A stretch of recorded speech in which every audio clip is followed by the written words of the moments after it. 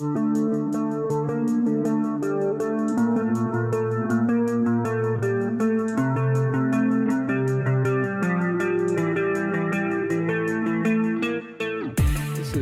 my 1960 Ford F100. It's sitting on a 2011 Crown Victoria Police Interceptor frame. And if you've been following my videos, you can see it's changed quite a bit since you last saw it. I've got paint and bodywork done, and that's what I'm going to be talking about in this video, the steps on how I got here. Specifically, the fake patina paint job that I did on it.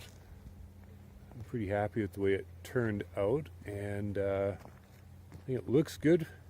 And in addition, it also hides some of my less than perfect bodywork.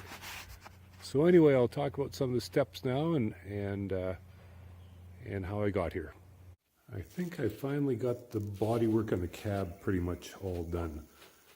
Over 60 years, trucks sure accumulate a lot of dents. It was quite bad at the back of the cab here, I think, from having things loaded in the bed and banging into there. It's just like someone took a hammer to the whole thing. Looks like a lot of Bondo back there, but it's very thin. I was able to pull and pound that pretty much flat. This is just kind of smooth it out. Same thing with the roof. Had a lot of dents in it, but it's pretty straight right now. Doors are all done. Oh, before I move on, maybe I'll just show them here too. I found a crack actually right here. And that was throwing everything out up top. So I was able to grind that down and weld that over. What I'm going to do is I'm going to pull these doors off yet and paint the inside and smooth that out a little bit so it won't be as noticeable. But I'm glad I found that. Just walk around, show some of the rest of it. Went over the whole thing first, pound out the dents, and then some body filler to smooth it out, 40 grit to smooth out the body filler, and then 120 and 220 sanded to get it pretty smooth. You can see after I blew the dust off of it here, I still need to do a little bit of hand sanding in a few spots, but it is looking not too bad. I am a real novice at this, but I did find a couple of things that made it a lot easier through trial and error. What I was running into is after putting the body filler on, the body filler was plugging up my sander, and I was going through sandpaper like crazy.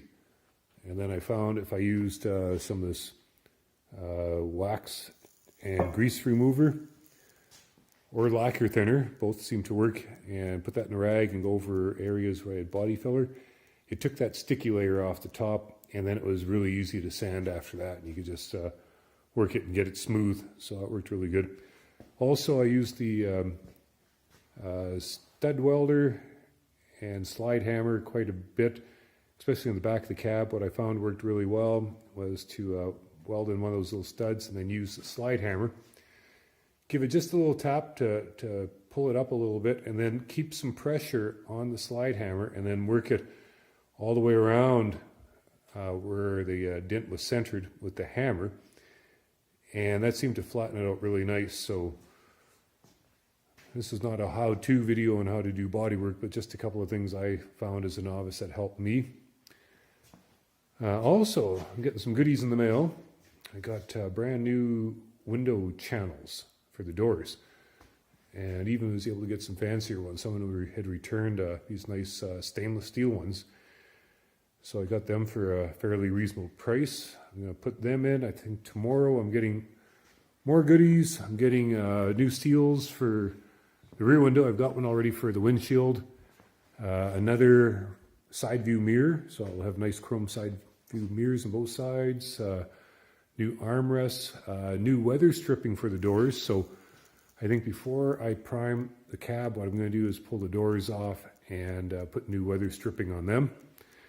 And one other little thing I've got to do before I can prime this is there was some type of a sealer up in this rain gutter here, and it all chipped out on me. I'm going to clean that up a little bit more yet, And I think I'm going to put fiberglass reinforced body filler in there, smooth it out. Still leave it as a channel, but seal up that seam. There's a seam in the bottom of there, and I'm worried if I don't do something that will give a good place for water to get in. So I will give another update once I get the doors off and getting around to putting the weather stripping on them. Well, I'm finally ready to put some paint on the cab. Got the bodywork all done. Not completely perfect, but to the best of my abilities. And got it masked and cleaned up. I hit it with a coat of self-etching primer first because there's a lot of bare metal on it. And do it black. And then put some other colors on top of that. Well, I got some primer on it, and yeah, it's looking a lot better being only 2 colors as opposed to the many it was before. I've got to do a little bit of sanding on here. The gray primer for some reason was runny. I got some runs in the paint. I don't know if it shows up here. I think there you can see it. Yeah, I got some runs there I got to sand out, so I will let this paint dry and then sand those out, and then some oxy red on top of this, which is going to look like rust when I sand through the final color on there. So you'll see the oxy red, and where it's going to be white, I put gray primer because I thought that was a better choice than the black. And then what's black right now is going to be that Caribbean turquoise, I think is what it's called. Also, too, probably wonder why there's a windshield in it. It's not masked off. Got another windshield ready to go up there. I've already put the rubber seal on it. I'm going to let that form to the windshield, and got it masked up so it doesn't get a whole lot of overspray on it. Back window's up there too, so yeah, figured might as well just leave that original windshield in there. I did take a knife though and cut it back, so it's going to be quite a lip all the way around there where the new seal is going to cover, so it won't be any of the old paint showing through. Well, I sanded down the first coat of oxide red primer and put a second coat on. My worry was the first coat was pretty thin, and I want to be able to sand through and see this primer underneath the blue and white that's going on there, and I thought I might sand right through that red primer. So now I've got another coat, fairly thick coat of red primer, and actually you can see around the wheel wells and the body lines where I'm going to be sanding the most. I actually put on another slightly different color. I think that'll look nice when I sand through. You'll get different shades of that rusty red and maybe look more realistic. I don't know, we'll give it a try. And then also too, I found a much better end gate than what I had.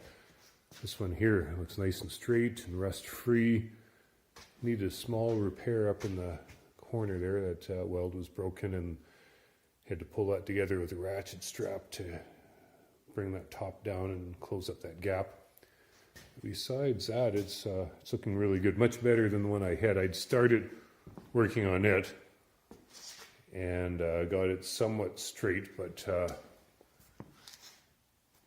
it's really badly bowed out in the center. I don't know if you can see that. It would take forever to try to shrink that back in. It was bent right in the middle. I was able to straighten that out and start working on it, but this is just a much better end gate to start with.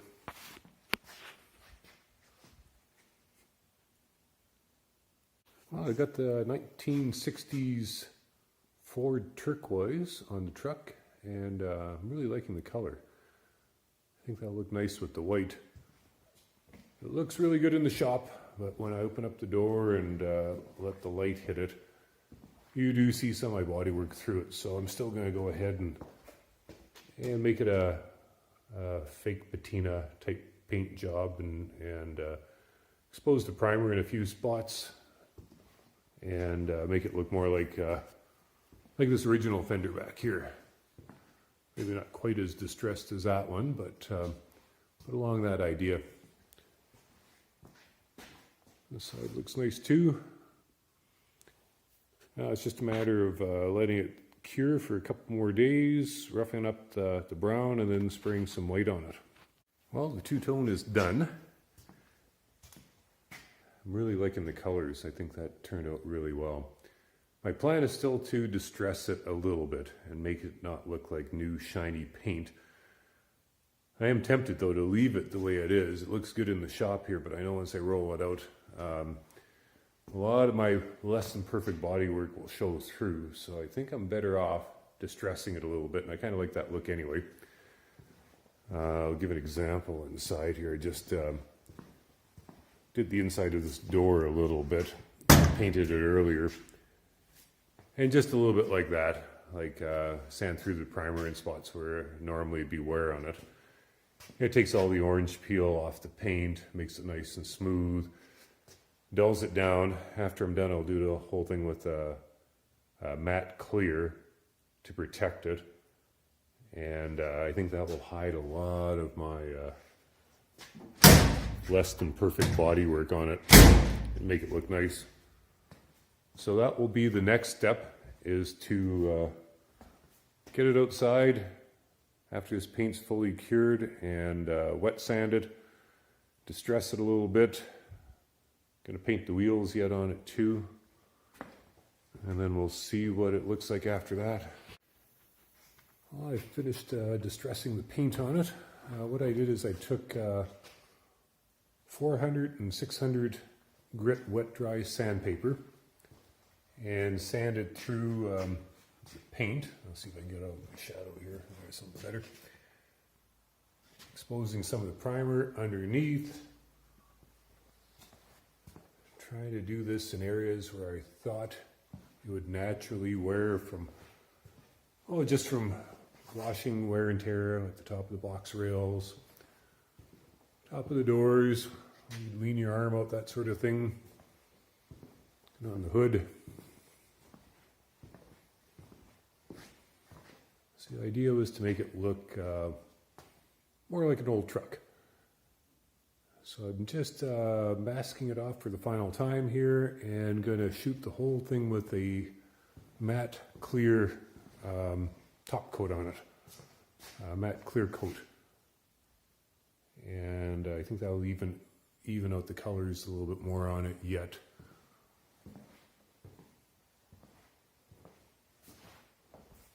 So anyway, I'll shoot another video after I have the clear on it. Well, I got the matte clear on it, and pretty happy with the way it turned out. Seems to be a nice, even, kind of a dull finish. It's almost a little bit more satin than matte, but I like it. I think it turned out good. I've started putting some of the chrome back on it. Just do a little walk around and show some of the areas.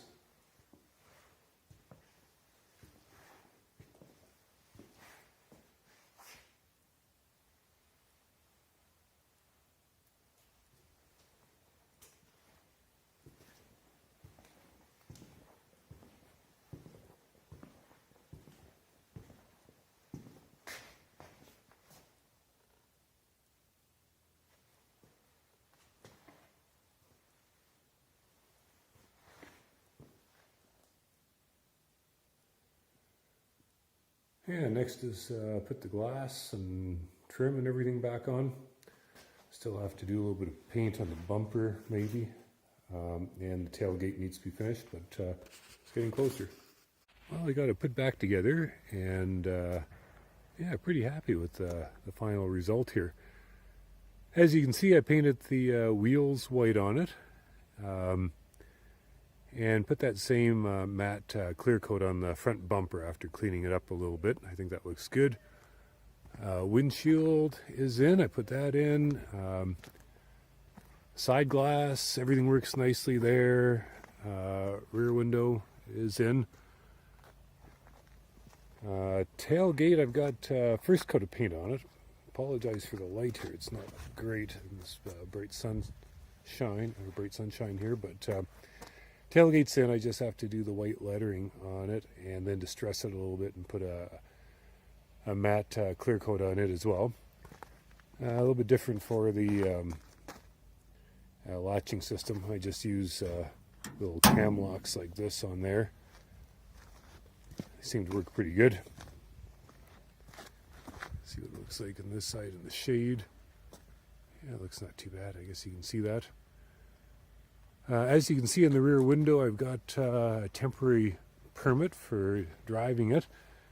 I took it into town yesterday and started the inspection program so I can get it on the road. And here in British Columbia, Canada, you have to take it in for a wheel alignment first, a body inspection, then a mechanical inspection. Head in for the wheel alignment, and the front end is sagging a little bit too much. You can definitely see that in this picture here. And so what I've done, because it's sagging so much, I couldn't get a wheel alignment, couldn't get enough camber on the front wheels. So I ordered a set of strut spacers. I'm going to put them in and take it back in, and then I should be able to get the wheels aligned. I didn't get the complete body inspection done either, but I did stop at the body shop and showed it to the inspector. Overall, he was pretty happy with it. He did give me a list of things that I need to address before I take it in for the final inspection. Most of it is just sealing up some seams, mostly in the box here, in the bed. And so basically what I'm going to do is I'm going to finish the whole bed before I take it back in again. So that might just take a little while before I can get it in and get it on the road. But it's nice to know that there's nothing major I had to address as far as the body goes. So yeah, in a future episode I'll show how I'm finishing the bed and the strut spacers up front, how that turns out. And also at some point I'll do an overview of the whole truck, and then hopefully after that a couple of videos of it actually driving. Thanks for watching.